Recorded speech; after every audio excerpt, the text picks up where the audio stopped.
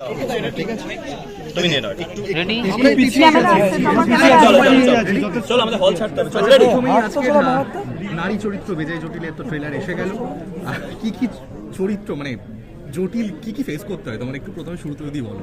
না এটা তো তোমরা অবশ্যই ট্রেলারে দেখতেই পেয়েছো যে এটা ইন্টারেস্টিং কনসেপ্টের ওপর আমরা কাজ করেছি, যেখানে শিব ঠাকুরকে উল্টোপাল্টা বলার কারণে মা কালী থাপ্পড় মারে এবং তারপর থেকে ওর একটা পাওয়ার আসে অদ্ভুত, যেখানে মেয়েদের মনের কথা শুনতে পায়।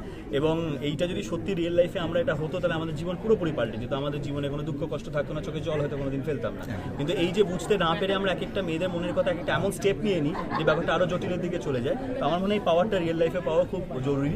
এই ছবিটাতে ঝন্টু ক্যারেক্টার সেই পাওয়ারটা পেয়ে কী করছে, লাইফে কী চেঞ্জেস আসছে সেটা দেখতে হবে হলে গিয়ে, এবং সেটা নিয়ে একটা নির্ভেজাল সপরিবারে দেখার মতো মজার ছবি। দিদির মন কতটা বুঝলে অঙ্কুশদাকে প্রশ্ন করেছে দিদির মন কতটা দেখো না বুঝতে না 14 বছর কেটে গেছে এবং না এটা কোন দিদির কথা বলছো তুমি বুঝতে পারোনি, এই জন্য এই দিদি ছেলেদের মাথায় বুদ্ধি নেই। আচ্ছা প্রথমে যেটা মানে ক্রিয়েট হলো যে হাত বেঁধে মুখ বেঁধে নিয়ে আসার, মানে আজকের কি প্ল্যানটা কার ছিল? মানে মেয়েদেরই ছিল অফকোর্স। যেখানে যাচ্ছি আমরা এত জায়গায় যাচ্ছি, দেখো কোনো ডিমান্ড নেই আমাদের মেয়েদের যে এটা খাওয়াও ওটা খাওয়াও, আমাদেরকে বেশি বেশি করে প্রমোট করো।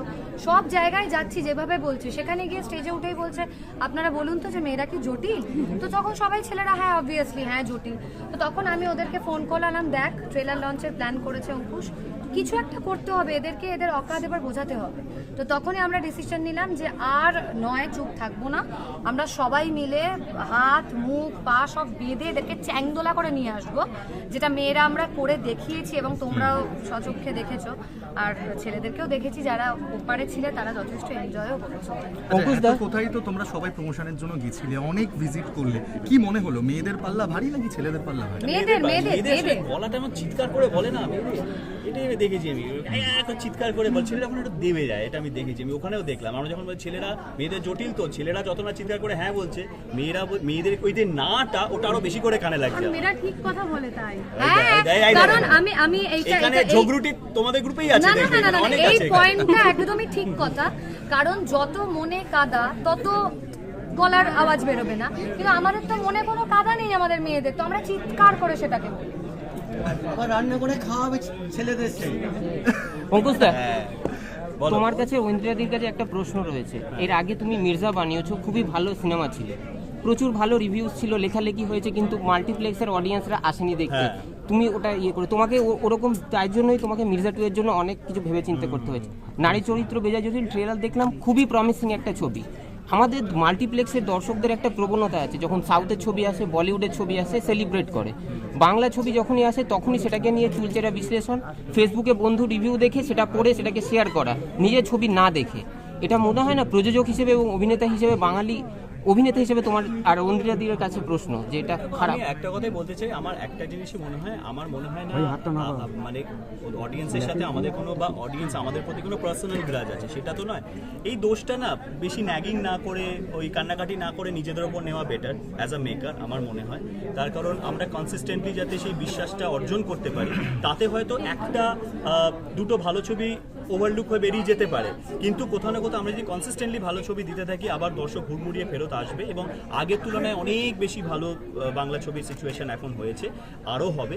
এবার তুমি যে অবশ্যই যেটা তুমি বললে মির্জার কথা অ্যান্ড অল এভরিথিং, এটা আমার কাছে না কোথাও প্রেডিক্টেবল একটা জায়গায় ছিল, যে হয়তো যেহেতু আমার বলতে কোনো দ্বিধা নেই, আমি এমন কিছু ছবি চুজ করেছিলাম, সেটা যে কোনো কারণ হয়তো আমি মজা করে অনেকবার বলেছি EMI এর জন্য কিছু ছবি করতে হয় বা কিছু, সেটা বলেছি। তো সেই ছবিগুলো যেহেতু মানুষকে অনেক হতাশ করেছিল, ব্যাক টু ব্যাক 3-4টে ছবি, এবং সেই ছবিগুলোর বক্স অফিসের তুলনায় 100-150 গুণ বেশি বক্স অফিস কামিয়েছিল মির্জা। তো আমার মনে হয় যে যদি ওই ছবিগুলো কোনো না কোনো সময় দুর্দান্ত ব্যবসা করতো, তাহলে মির্জা আরও ভালো ব্যবসা করতো। তো সেই জন্য আমি পুরো দোষটা নিজের ঘাড়ে নিয়েছি। এই যে যতই তুমি বাহানা দাও যে আরে কতদিন ভালো ছবির জন্য বসে থাকবো, একটা তো করে নিতে হবে, ঘর চালাতে হয়, বাড়ি চালাতে হয়, EMI দিতে হয়, সেটা কিন্তু কোনো এক্সকিউজ নয় আমার মনে হয়। তো সেই কারণেই আমার মনে হয় আমরা যদি ভালো ভালো ছবি উপহার দিতে পারি কনসিস্টেন্টলি ভালো ভালো ছবি, সেই লড়াইটাই আমরা লড়ে যাচ্ছি।